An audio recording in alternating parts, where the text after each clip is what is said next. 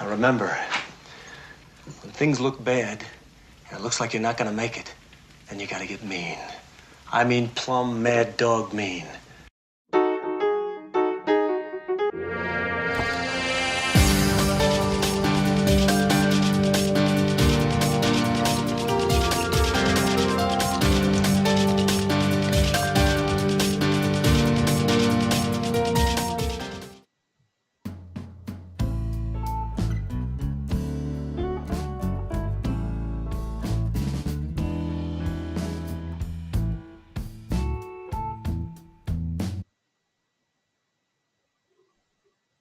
Well, good evening, everybody.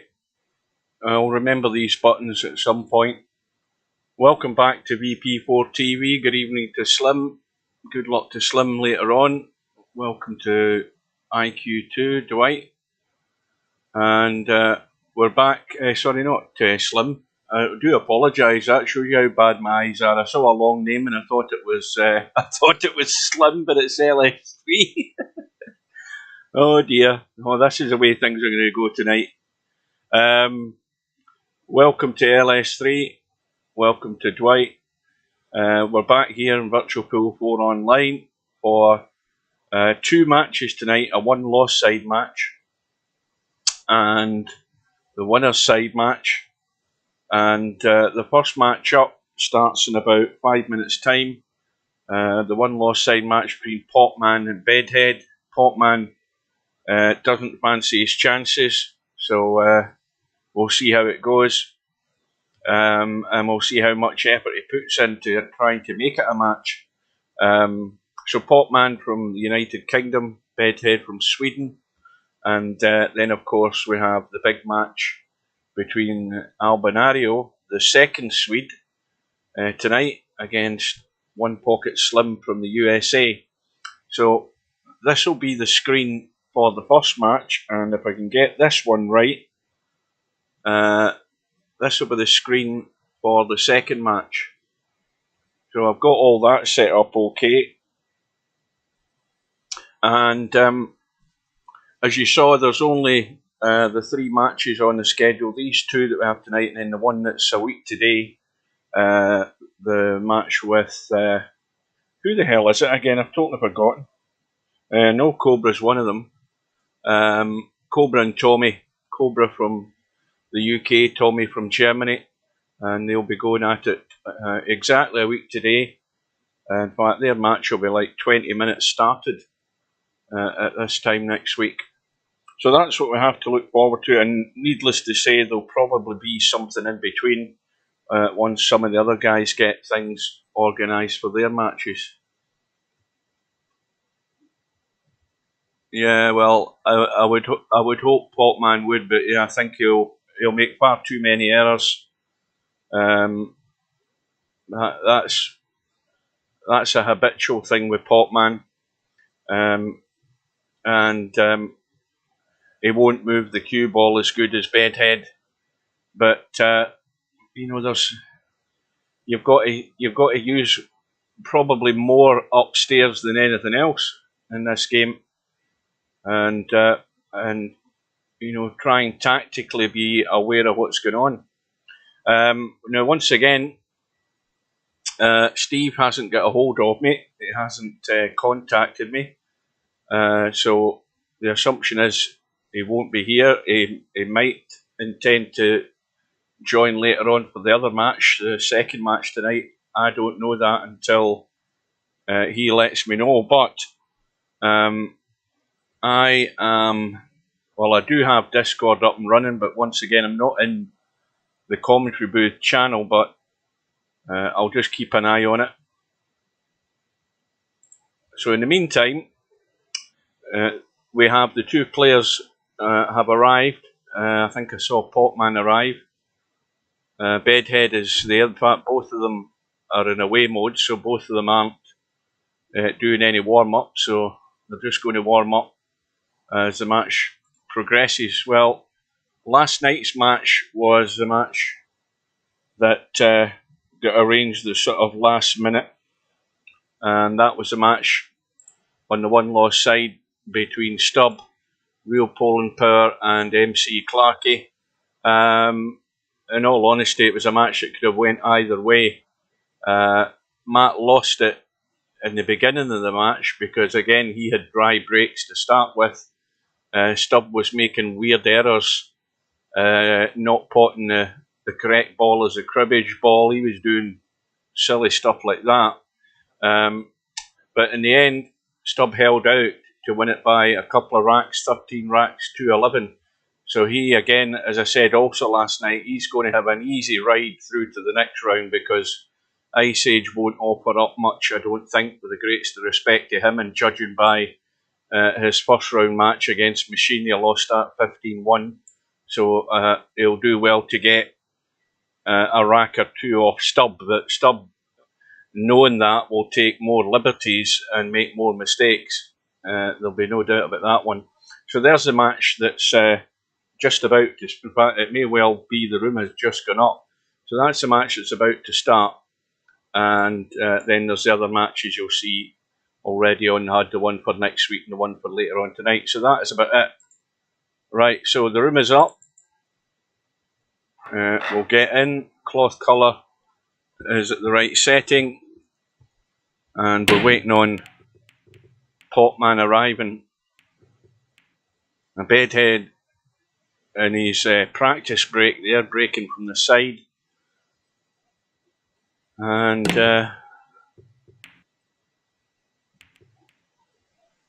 Bedhead saying hello to me. So Potman is in. The lag for the break, and of course it's winner breaks.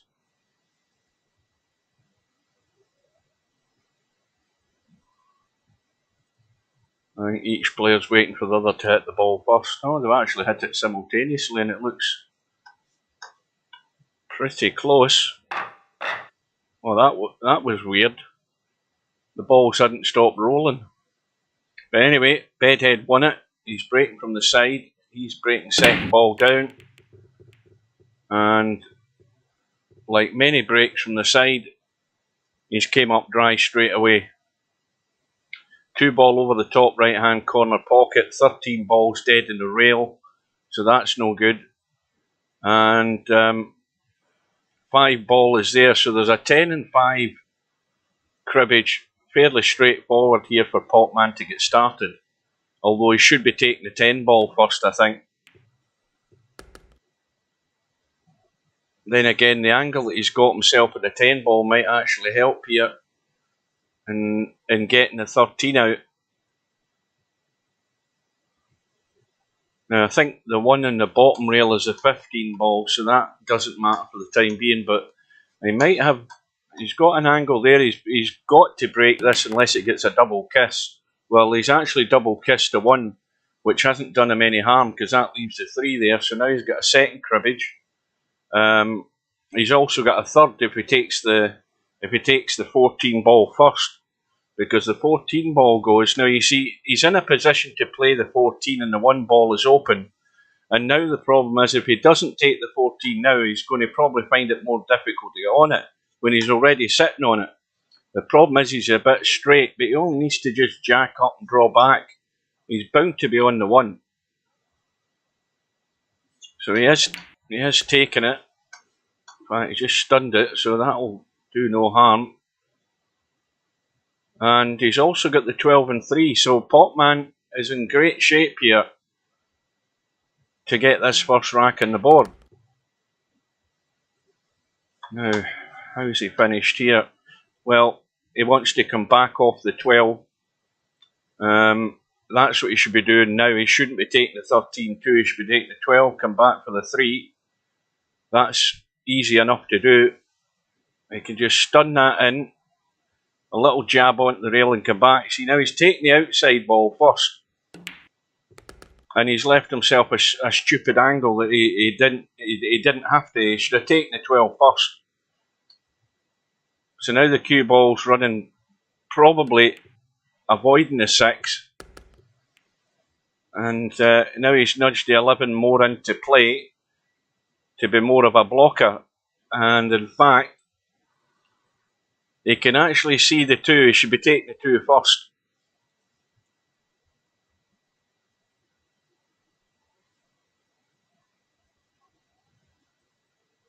Well, it looks as if he's deciding to take the 7 and 8, which is probably a wiser move, considering things could go funny playing that 2-ball.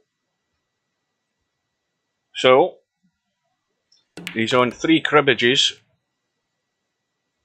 The 7-ball for the 4th. And now, is he going to regret not taking that 213 cribbage earlier on? Because he's got no other cribbage to get other than this 13-2. And that 11-ball coming out into play could be a hindrance. If he doesn't really get good, well, he's making sure that he's going to get the 2 first. And the obvious thing is, the only way this will go wrong is if he hooks himself behind the 6. Now again, he's taking the 13. So he's got to be sure what he's doing with this cue ball, unless he wants to come right through for the combo. I mean, had he gone too far, he could have played the 9-2 combo. But he's okay, and it's a good start for Potman.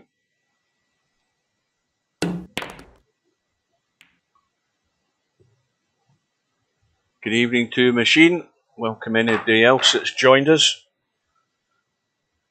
So, that's one way of Potman keeping interested in the match, getting a good start, but he needs a good break, and I don't think he's had any joy either. So 2 breaks, 2 dry breaks, and Bedhead comes to the table. He's got, what's that ball there? That's again the 15, there's no use there. He's got the 13 and the 2 side by side, but they're really a problem because he's stuck to the bottom rail.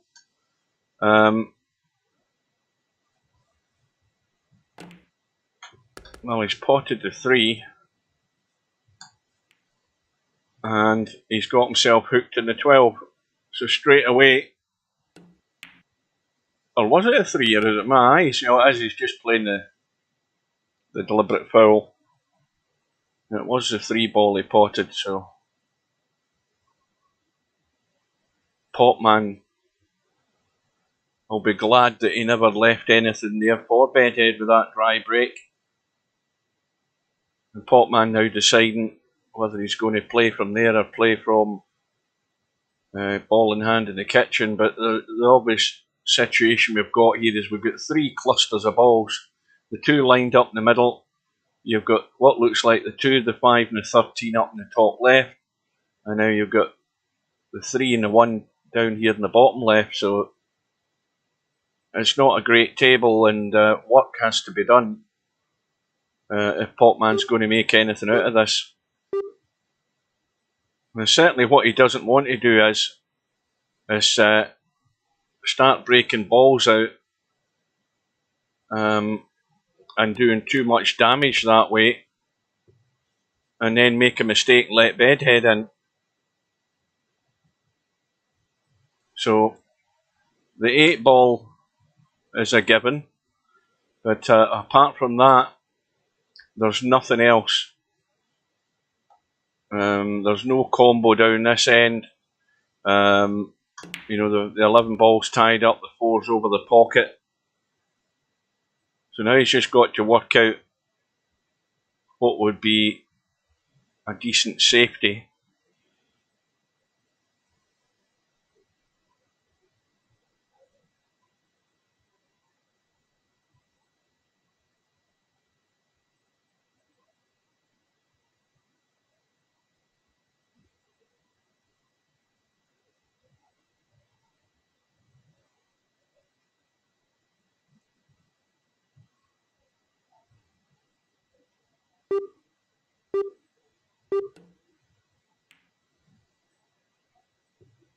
Now, is that 13 ball on into the side? Well, you see straight away that was not a great safety shot from Potman. He's left Bedhead on, and the 2 balls very handy.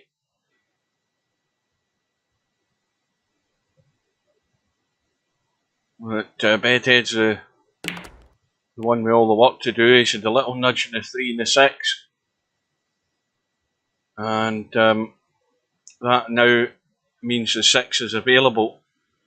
as is the 3 and the 12. So there's 2 cribbages there, but the first, I don't know whether he can get to the 9. I think, yes, he can get to the 9. He's just got to come somewhere over towards the 3 ball, I think, to take this 6 ball down the table here. It doesn't go anywhere else. I mean, it goes into the side, but it's awkward to hold it. Well, that's a good shot. Taking it in the opposite side pocket. He actually, I mean, if he had finished short, he still had that 6 ball up the table somewhere. So no harm done there. All he's got to follow this is that 12 and 3, and then things get interesting.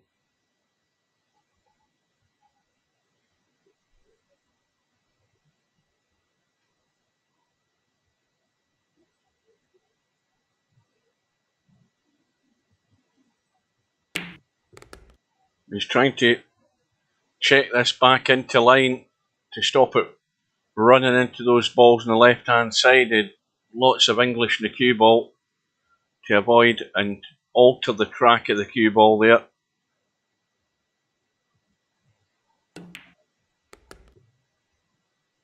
So now he's still got the 10 and 5, which will take him to 4, and obviously he needs 5 to win the rack. And well, I mean, he's missed the 10 ball, but I don't think that really matters so much. It's the fact that he didn't leave anything for Potman that you would say is easy, and Potman will have it all to do.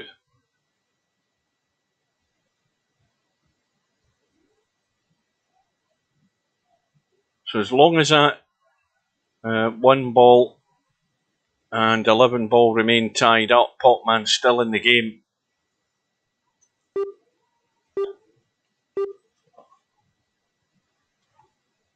But as long as it remains tied up, Potman can't win the game. Bedhead's already on 3 cribbages.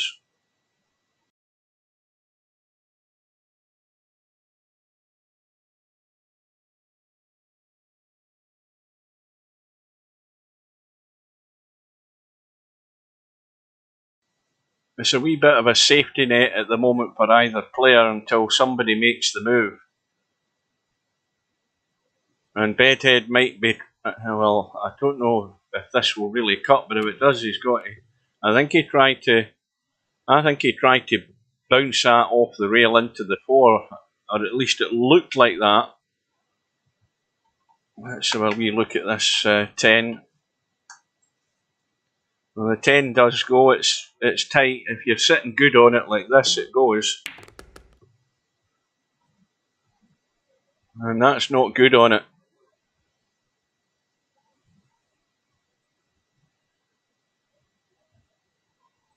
Now, I reckon the safest thing to do is to pot that 4 ball and bring the 2 balls up onto the spot and the line. Well, he's potted the 10, which was a good shot. Now, what does he do now? That gets him his second cribbage.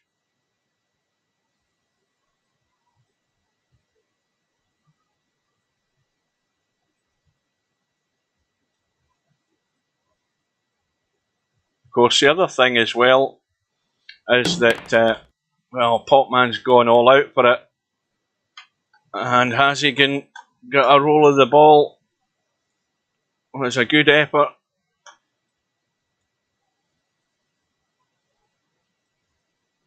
Well, that 1 ball will go if he's prepared to play the little Massey shot. But he's looking at the 11. This is the all or nothing shot. He'd made the commitment. And because it was his cribbage ball, it's a foul, and that's going to lose him the rack. And that's what I'm saying, when you make, he had to get a roll of the ball there to get to get on one of them, and he was unlucky. He made the commitment to go for it, but he knows now that this rack is gone.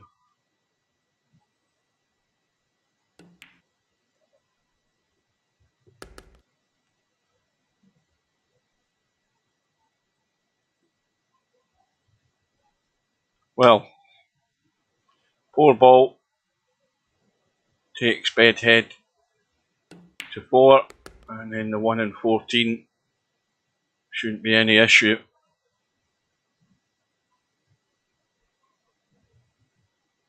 So both players have broke, and both players have broke dry.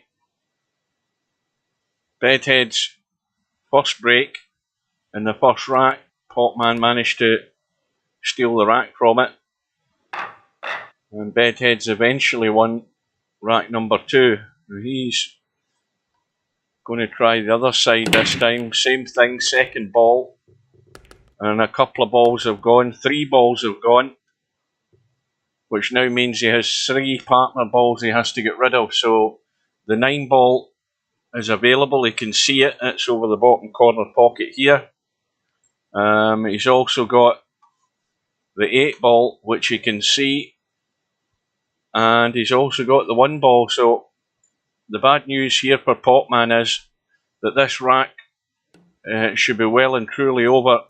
As long as Bedhead can get these first 3 cribbages, everything else will just fall into place. All the balls are on, and that's the ideal break, because not only has he broke and potted 3 balls, every partner ball was available and clean and on, and that's probably one of the best breaks of the tournament that we've seen, where all the cribbage balls are there.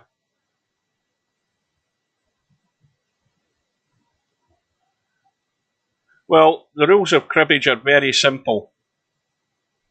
You've got 15 balls in the rack, and all the balls have their numerical value, and there has to be a partner ball potted each time. So if, for example, you pot the 7 ball, then the partner ball will be the 8 ball. Cribbage, everything adds up to 15, like the card game.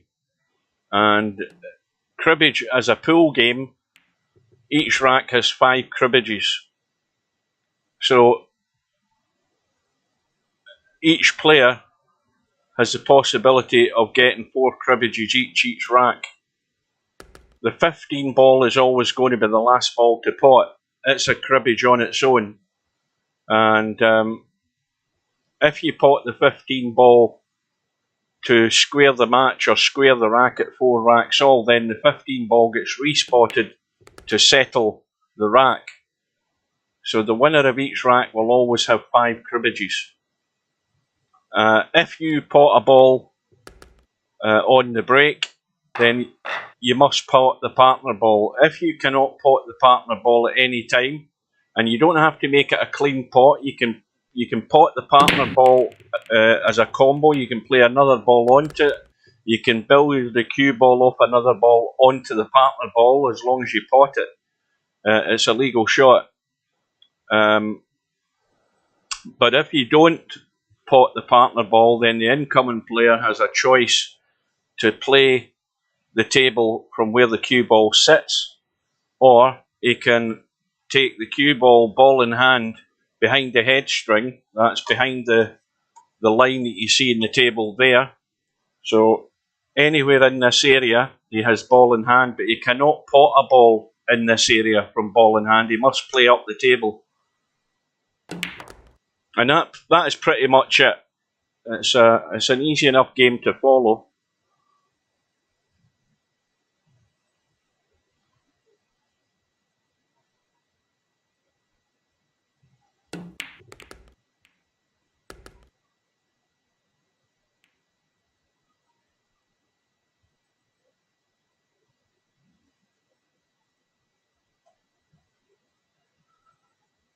So Bedhead has got himself into the lead, and he's also off and running in rack number 4. He's just a bit hampered over this 8 ball. But of course, he's also got the 8 ball as his next cribbage ball because he potted balls in the break. And he's overdone it. He's going to have to bank this.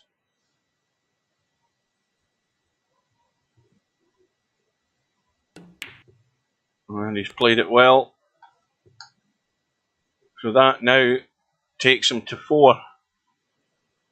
And we've got the 9 ball and the 6 ball that will win him the rack.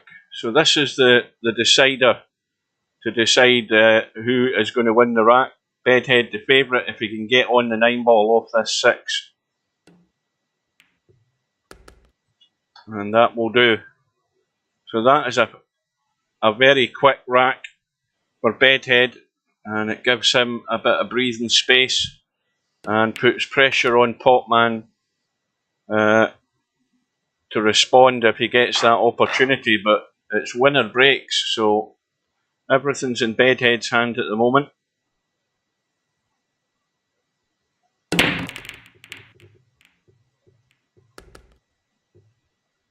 And once again, we've had a ball or balls in the break. There's 2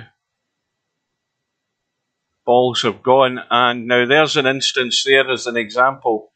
2 balls have went down in the break, and both the 2 balls are cribbage balls. They both add up to 15. The 3 ball has gone, and the 12 ball has gone on the break. And you'll see that Bedhead already has 1 cribbage. Those 2 balls were potted on the break.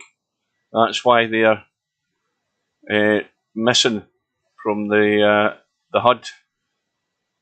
And that's a bonus. And now he can play the 8 ball onto the 11. And he's now got his second cribbage. He's now got the 7 ball and the 8 ball in the open. He's got the 14 and the 1 ball in the open, although the 1 ball is on the bottom rail. And this rack should be over. I mean, this is not what Potman needed. Bedhead's got himself off and running, and there's not going to be much stopping him this rack.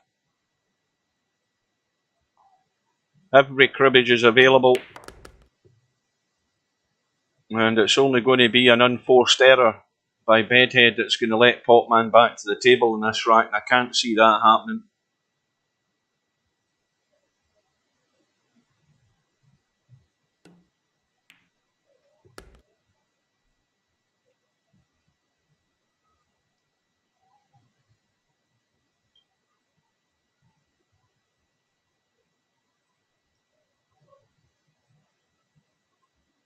And I'll just I think it's pretty much a dead set that Bedhead's going to win this. I'm just going to tab out for a second to have a look in Discord.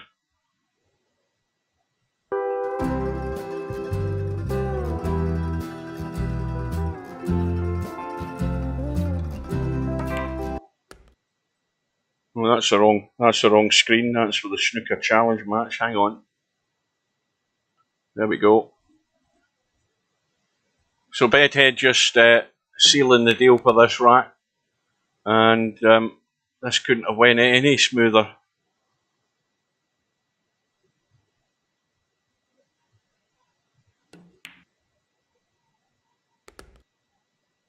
And that's how you do it. The bonus straight away in the break was getting a cribbage in the break, but other than that, the other big bonus was the table was wide open, and Bedhead just had to plot his way around the table, and it was a very simple job at the end of the day for a player of Bedhead standard. Now this time he's potted the 12 in the break, and the 3 ball is a wee bit dicey. It does go into the side obviously, but he's already looking around for where his next cribbage is going to be. And the way these balls are all set up, it's a bit messy. He's got the 9 ball and the 6. They're not going to be a problem. But he's also got that 13 and 2, which he's taken. So he can fall back the 9 and 6. I'm looking around at other options. This 11 ball would be one he would like to get rid of because it blocks the 14 for the 14 and 1 cribbage. So Bedhead's already got his thinking cap on as to how he's going to resolve this situation, but he's looking very solid. The table's been breaking good for him so far. And as long as you've got those things going for you, the rest is up to you. You've got to have the ability to run that cue ball to the right spot and pick your way through the layout in the table. And he's done everything right so far. Can't fault him.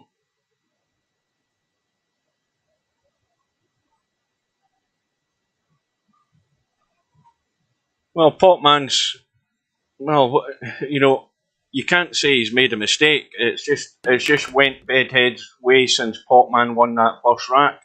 And Potman did everything he could do in the first rack with Bedhead coming up dry. So when the break starts working for you and you can back it up with good play, you can string racks together the way Bedhead's just done.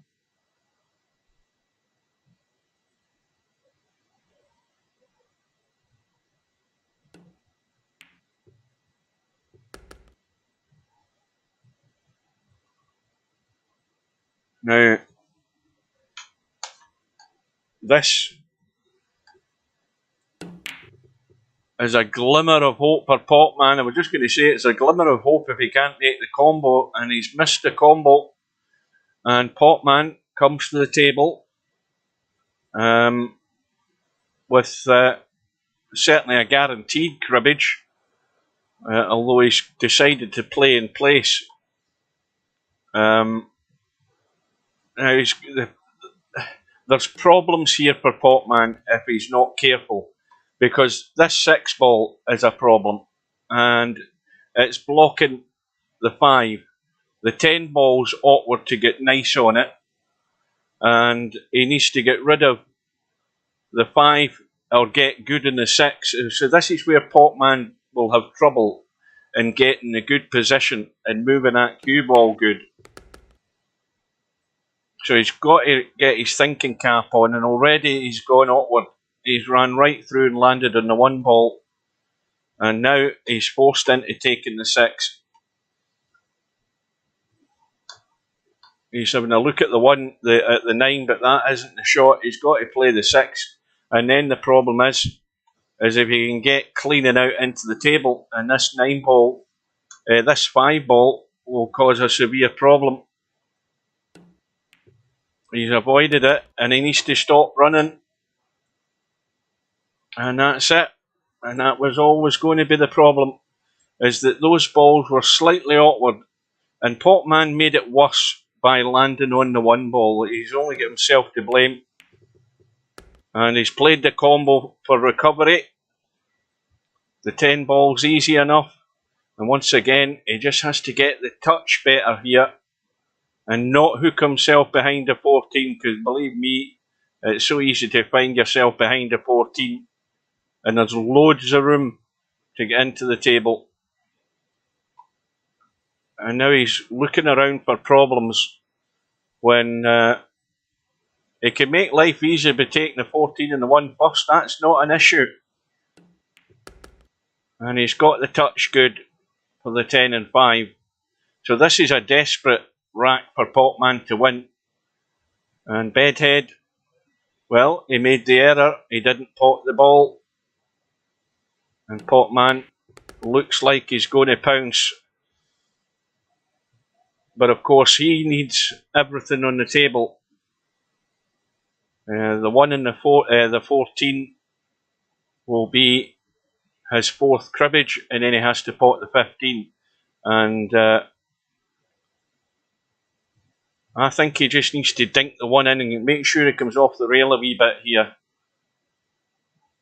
He keeps looking at the 14. I don't know why. because he's letting the cue ball run and he doesn't want to finish dead straight in this one. And that'll do. That'd be the cardinal sin, would be getting himself dead straight in the one. And he's done that right. And now this just needs to be gentle enough.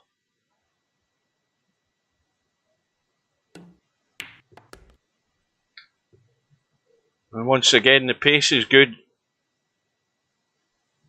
So this, to get his second rack on the board.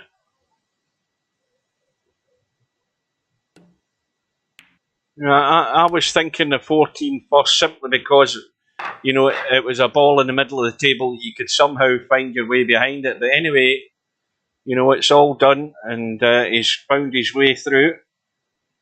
And now he needs a bit of good luck here. Well, he's had a ball, he's had another ball, he's had another. In fact, he's had a cribbage in the break there. The 9 and 6 have gone. Or am I getting it wrong? Yes, I did get it wrong. It's a cue ball.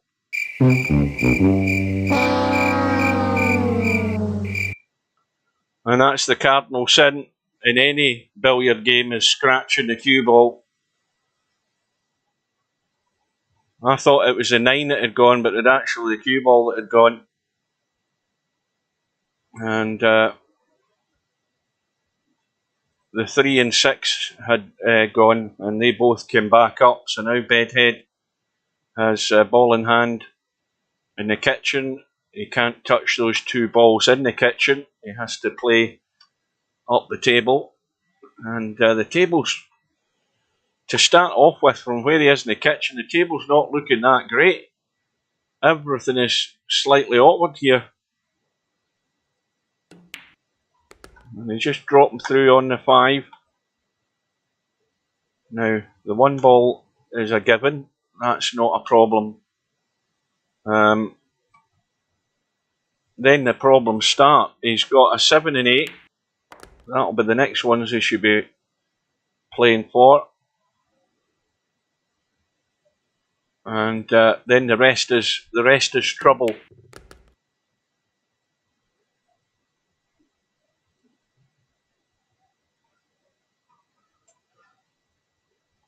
Now, the 5 ball obviously is wide open down the rail.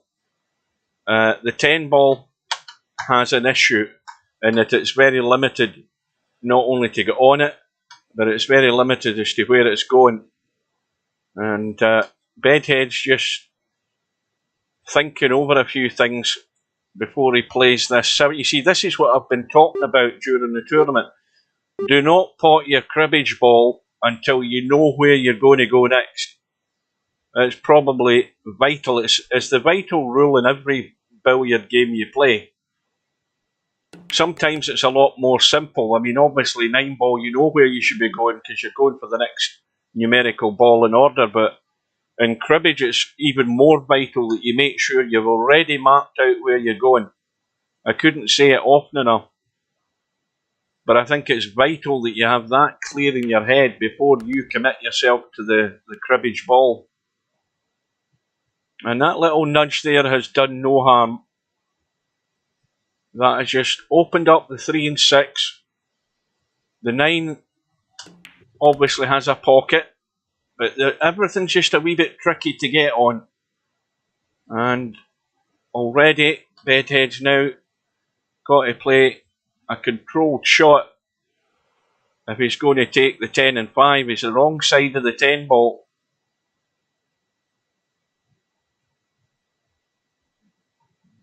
Now this 5 ball obviously is there, the 10 ball's there, but the cue ball wants to go that way. And so taking the 5 is the same thing. The cue ball naturally goes to the rail and wants to come out.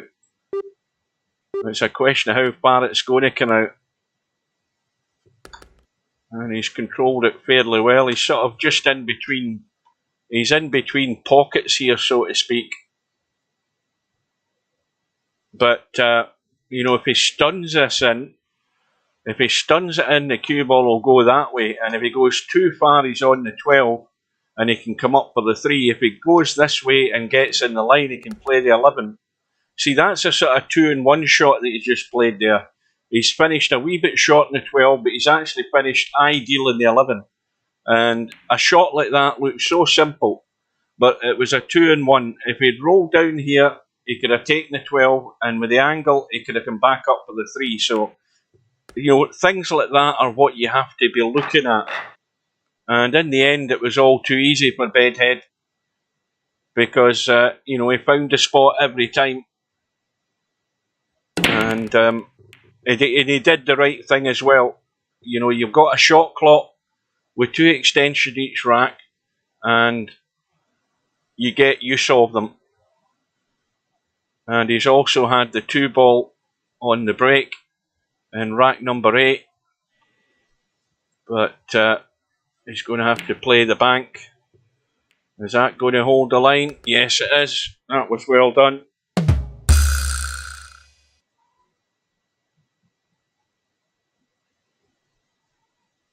That was a good shot.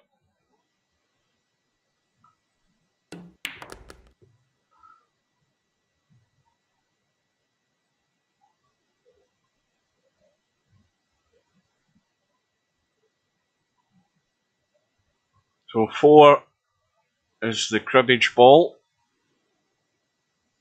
Now, where's he going next?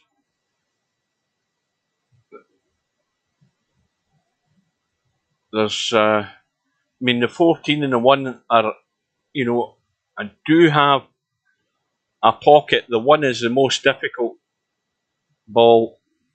There's a 12 and a 3, but again, everything's awkward here again.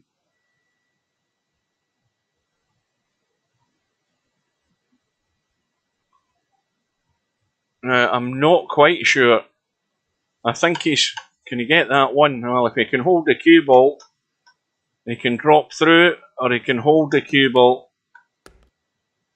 Now, is he going to play for the little nudge? Seems to me it's more than obvious that that's what he could do.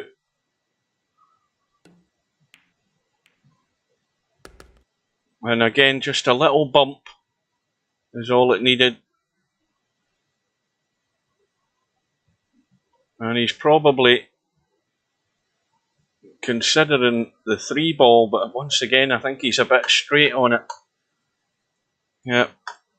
And if he went around the angles and come down the table, the 12 doesn't go up the table, so he has to play a good shot to get onto this 12 down into this pocket. So again, he's given it a fair bit of thought. So this is it's a critical shot to get good in that 12.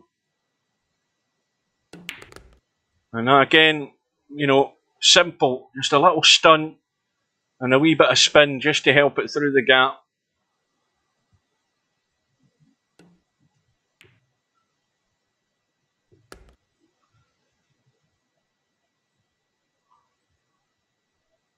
Well, Bedhead's been fairly impressive so far. The tables went pretty good for him, but it's not just about how the break goes for you. It's about doing the business when required. And he finds himself with a 6 rack to 2 lead into rack number 9. Now this time, I don't think he's had any joy. So again, it just puts so much pressure on the incoming player, having watched his opponent run out a rack and then come up dry, and then you get in, and you have to simply dish up if you're going to stay in touch and stay in the match.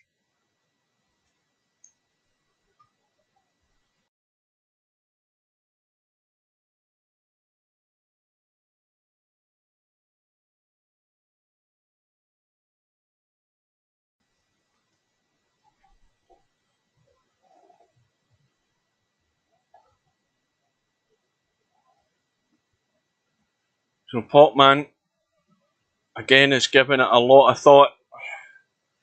Now, the 14 is awkward because the 1 ball is awkward.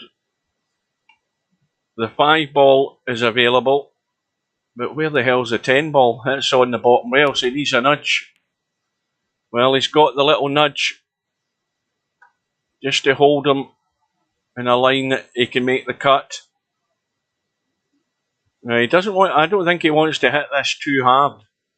I don't think he wants to really let this cue ball just run loose. He just wants to try and get into the middle of the table somewhere.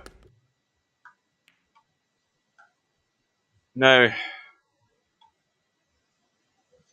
how is he looking here? That 13 ball, I think he can get enough of it. I think he can get enough of it. He just needs to dink it in, and the cue ball just needs to drop out. And he's on that too. I don't think he needs to do anything with the cue ball other than let this pot and let the cue ball just run to here, where he can. Now, the only danger is that if he just lets it run loose, he can hook himself behind the 3. He's looking at the 2 first, so again, he has to be careful with the pace. There's object balls that can get in the way. He just needs to slow up. Oh, well, he's just got there. But he's got to use all of this pocket and probably cheat it. It doesn't matter if he hits the other ball. If he billiards it in by hitting the 15, it's not an illegal shot. It doesn't matter what you do, as long as the ball that you have to pot goes in. And he got it clean. And now the 3 ball. Well, it doesn't look a problem here. It's just a little dink in and a little stun back, and he's got the 12 to cut in. There's not a problem. He just, this is where he looks as if he's rolling through. I mean, well, no, he's played the stun. I thought he was rolling through. I think he changed his mind, because all it needed was a little dink stun and that he was on the 12. So now, before he pots the 12, again he needs to know where he's going.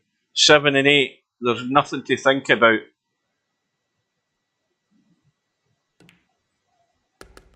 And this is how your game falls into place. If you're thinking about what you're doing and you get the cue ball into that area, then you're good to go.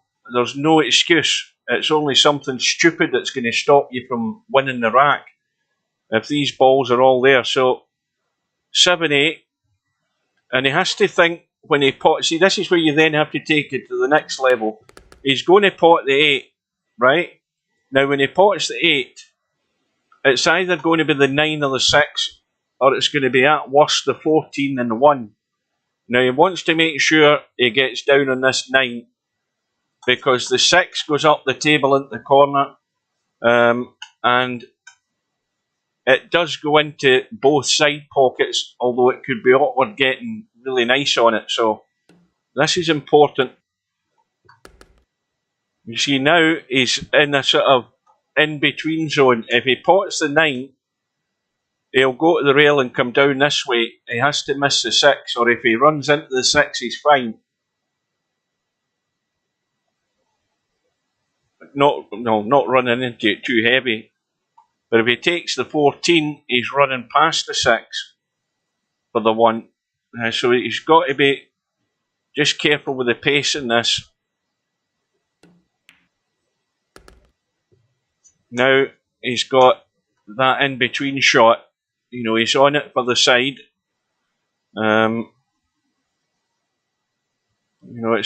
It's not quite in the middle line to that centre, that middle pocket. It's just beyond it. It's beyond the halfway line, and he's overcut it. And it's mistakes like that are painful to watch, because he's not won the rack. And just getting himself a wee bit out of line has cost him.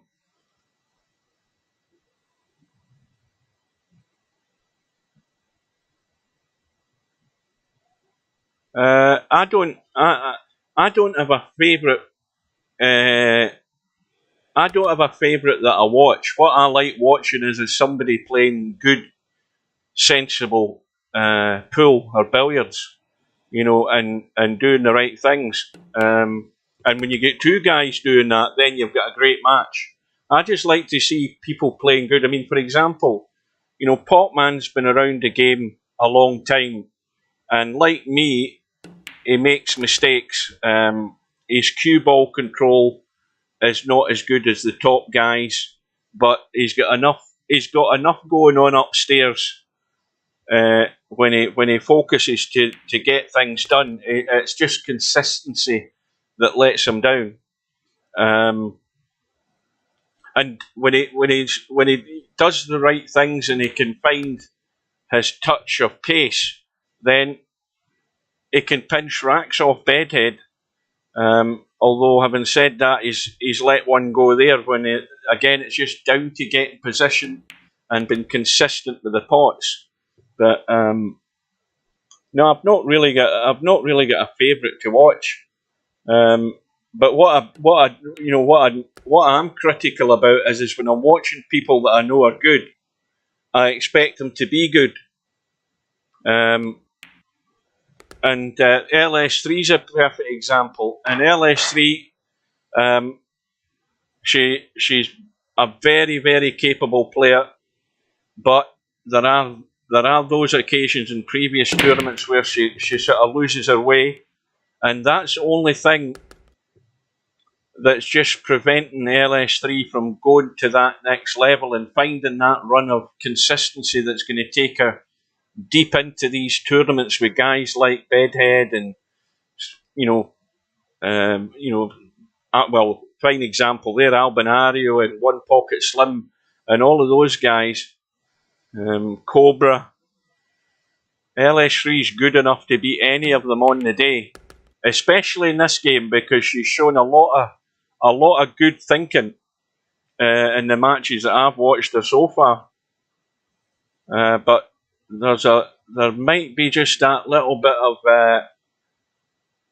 full focus not always been there at the time. And if you can get a good day where you cut that down to the minimum, then you're good enough to beat any of them and be really competitive. So there's players in the game that have got a lot of ability. I mean, I'm far better talking about the game than I am at playing it now. That one thing I do know.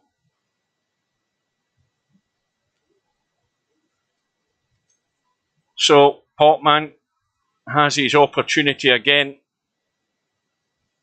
but he's trailing by 5, and whatever he does in this rack, he simply has to find a way out. Good evening to Jose.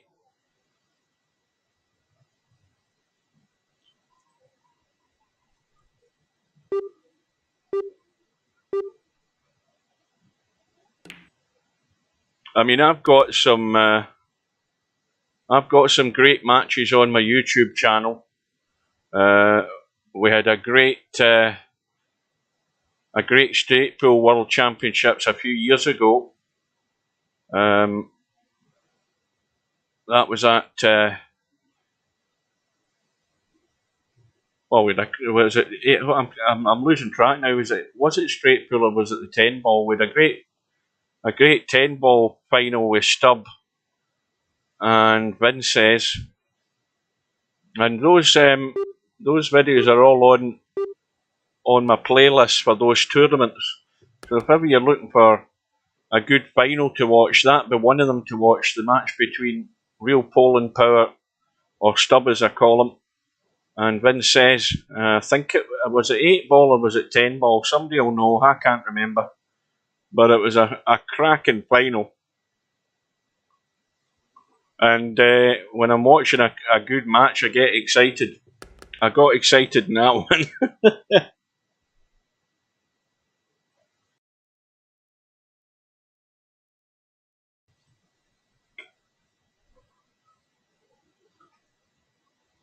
So Potman on his second cribbage.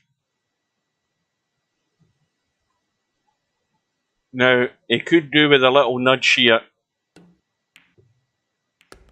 Just like that. The only thing is, it would have been handy if he'd nudged across and been able to see the 1 ball. He's He's not good on the 14.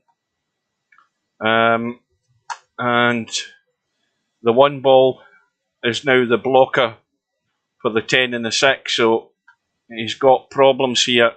He's got this 3 and a little stun. Let's have a look at the angle he has. In fact, he's probably going to go forward. If he goes forward with just a tiny tad of inside, see, he's put way too much on that. Way too much. Again, I don't think he actually fully looked at the best way of getting to this 12 ball, and that wasn't it. He only needed a tiny tad to come down this left side to open up the 12 ball, and he's given it the full gung-ho treatment, and he's pretty much ended up dead. He's going to have to play the bank. I don't know whether that 15 ball is in the way. It looks very like it to me. Yeah. But that's how Potman more often than not gets himself in trouble by, that inconsistency with the positional play. And if you keep playing at that level, racks drift away from you and matches drift away from you, especially in cribbage as well, where if you fail to make that cribbage ball, the incoming player has the choice. The Bedhead's still going to have to work to win this one, though.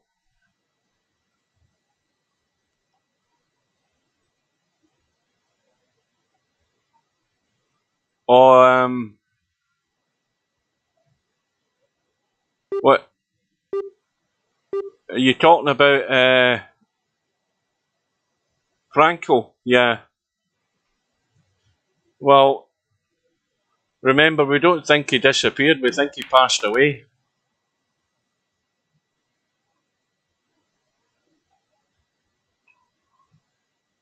So Bedhead's got rid of one problem, and he's trying to get rid of another one, but he's actually just created another one.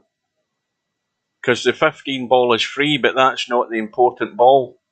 The 3 balls that are all in the cluster there are the important balls for future cribbages, but he's not going to have an issue as long as he can get that 3, because that opens everything up, as long as he's got an angle just to give a nudge. So that's what he's going to be thinking about. And he's just trying to baby that 6 in for the 9. And the next objective, well, he has the choice. Having potted the 9, he can just dink down and leave that higher angle in the 3. Well, he's gone around the corner. I'm not quite sure why he did that, but he's now left himself a tough shot here. He's most certainly going to open these balls up. And if he hits this hard, it looks like that. I don't think the 12's quite a bank, but he's hoping he keeps the 12 in play here.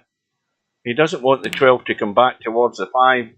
Well, he decided to play the bank. I find that strange that he let that cue ball run and that he didn't just go down the table to about here to pot the 3 and just give the little nudge to open those 2 balls. And maybe he just wasn't happy with the angle that he had, but it didn't look all that difficult, a problem to overcome. Oh, aye, that was straight pull, that one. Yeah, well, that was a cracking final. And we didn't know who was going to win that at the end.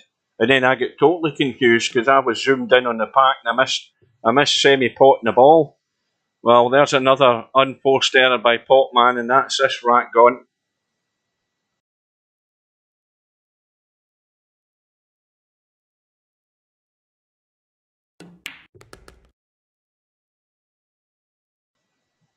And when those errors are appearing in your game and you can't get rid of them,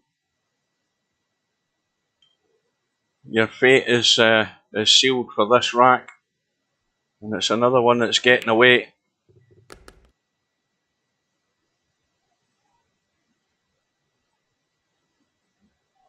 So the 5, the 10 wide open. But Potman had his chance there. I mean, the error was made by Bedhead, and Potman had a chance. And you simply cannot be throwing away those opportunities.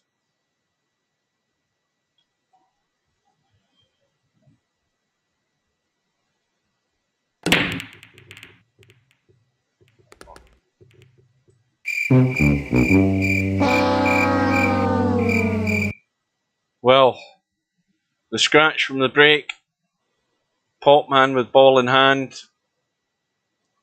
And, well, he's got an easy 7 and 8 to start.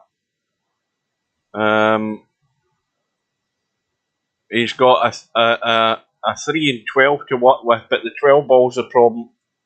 Ideally, we'd want to... I don't... what's he looking at? 14-1. Well, I think he's got to jab back off this 14. I think he's got to come back into the table off that to at least be able to, see his next possible cribbage. Now, what ball's that? The 15. See, the 13 is dead in the water pretty much. It's awkward to get to, and now he's got problems. This is why I said that if he was going to pot that, he had to get out into the table rather than hanging about up that end. So now he's got to pull out a shot, and he should have taken the 7 and 8 first, in my opinion. He should have stayed up at that end and get rid of the 7 and 8. And everywhere he's looking, he's seeing problems.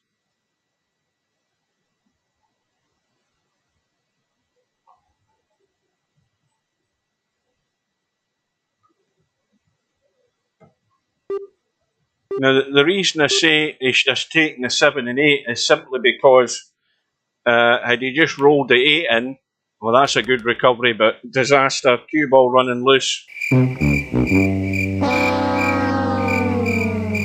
If Potman goes back to the beginning of this rack, he rolls, he stuns the 7 in, he just draws back for the 8, he pots the 8, he gets rid of the 12. There's the 3, and there he's got 2 cribbages on the board without blinking an eye. But Potman sees it an entirely different way and ends up not only getting out of shape up this end by taking the 14 and not digging it in to come up the table, he ends up rummaging about here, and then he ends up having to try and dig out a nasty cut in the 13, which he does. Couldn't do anything with the cue ball other than ended up scratching, and that's just a complete recipe for disaster. Went about it all the wrong way, in my opinion. Should have kept it simple to start with. 7-8, 12-3, there's 2 cribbages, and you haven't had to sweat. And he's going to be made to pay the price, I'm afraid.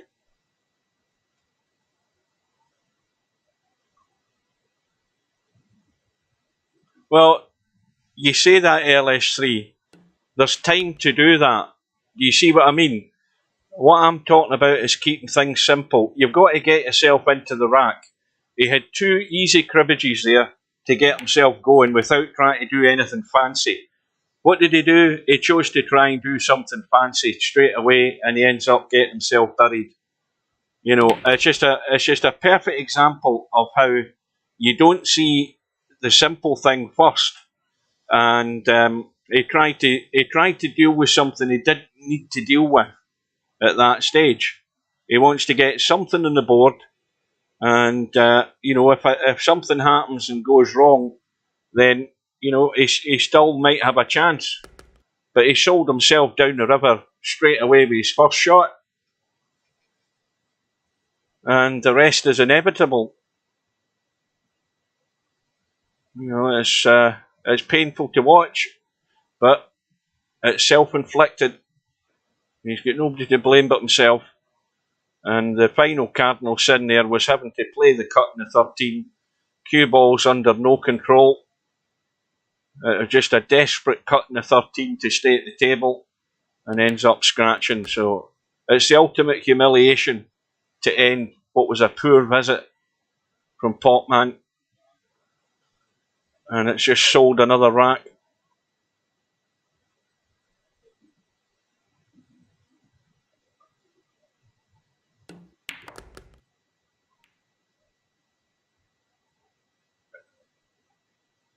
Well, you see, that's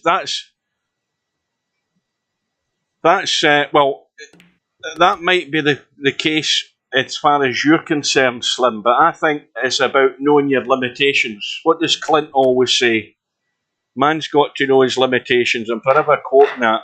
And you've got to play within your means. And Potman has to learn to walk before he tries to start running in each rack. If you can get where I'm coming from, I think you must agree with me that he should have started simple, two simple cribbages, and he's off and running. You know, who knows, he might have got better shape to do better damage with those balls up the table and open it up. Who knows? We'll never know. But he just went about it the wrong way.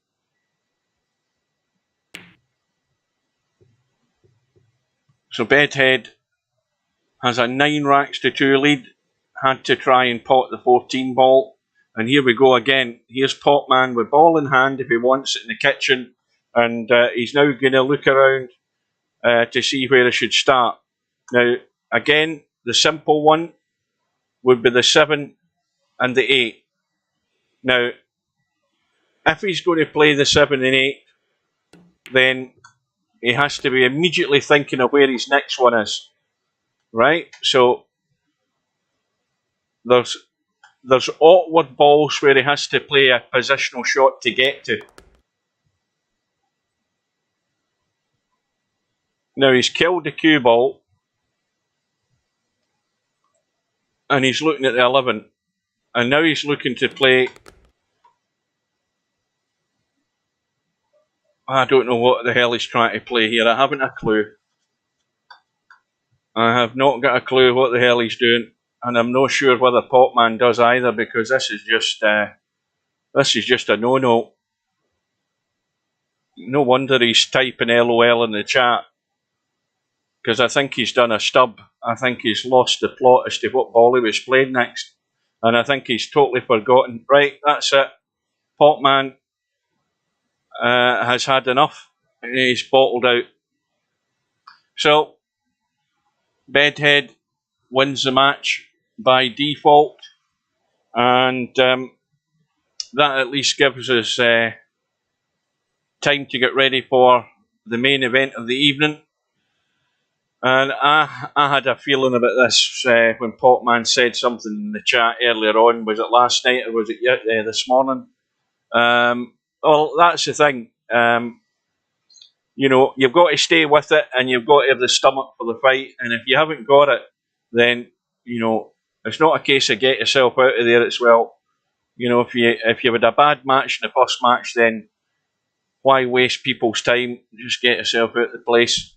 You know my opinion on it. I've got a very low opinion on people chickening out and quitting.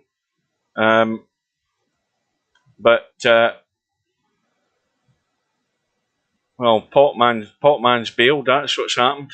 Bedhead. Well, he certainly isn't thinking, but that's. I mean, it's always been the case with Potman where he loses his way, or he'll find a way to lose his way. But anyway, Bedhead comfortably goes through. But Potman, if he had his head screwed on, could have had 2 or 3 more racks there in that match. Most certainly. So let's have wrong one, hang on a minute. Let's have a quick look at the bracket. Because the most important thing for Bedhead is that he's through to the next round. And the bad news for Sylvia is that it's Bedhead she's going to have to face. Now, Sylvia's got similar problems to Potman from the point of view that as long as she stays in the match and things are going okay for her, her interest will stay there. If the same thing happens between her and Bedhead, I'll be wondering whether she'll stay the pace and whether she'll go the distance. So it's Bedhead for Sylvia in the next round in the one-loss side. And while we're at it, we've got LS3 who is waiting on the loser of this match tonight. Now, this is a big step up for LS3, but it's a big challenge for her. And she's either going to be playing Albinario or One Pocket Slim in the match that starts in just under an hour's time. So but LS3 knows where she stands. And we know from her performance in that last match that she's got absolutely nothing to fear. If she keeps her head screwed on the way it was in that match with Cheeky Chico, which she won at a distance in the end, she played very well and she's got everything to play for. And neither Albinario or Slim will look forward to playing her because she's not going to play like a mug. And if she plays solid and does what she done the other night, she'll be a problem. So that'll be a good match to look forward to. At the top of the one-loss side, as I said previously, Stubb has gone through in that match with MC Clarkey last night. Stubb will have more or less a walkover, I would think, against Ice Age. I don't think he's going to put up any troubles for Stubb. Stubb will just be careless in that match. He'll just wait in his turn. He'll get plenty of opportunities. And I don't even know whether the match will go ahead, whether Ice Age will be up for it. But anyway, good luck to him when he faces Stubb. Bankster is waiting on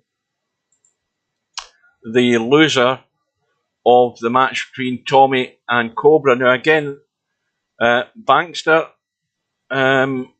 who sent him to the one-loss side? Sylvia sent Bankster to the one-loss side, and that was a marathon tortuous first match in the tournament that lasted over 3.5 hours. And I think Bankster get very similar problems to Potman, and Sylvia and Bankster really get messed up in that match, and balls tied up, racks lasting 15 minutes, 20 minutes a time.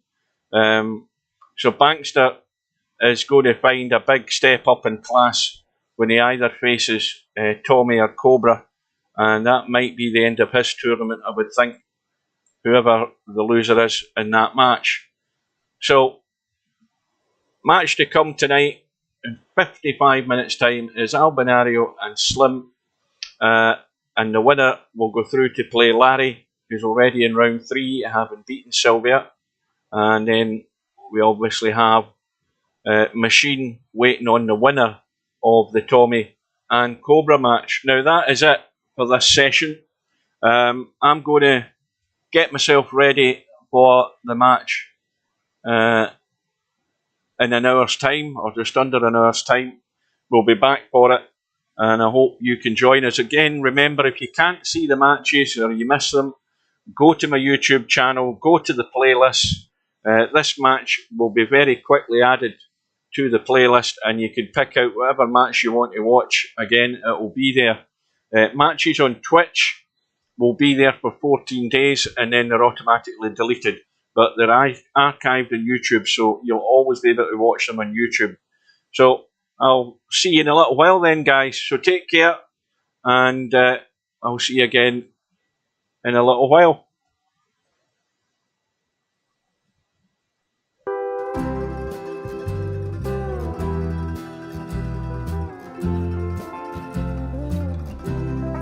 Put 'em up, put 'em up!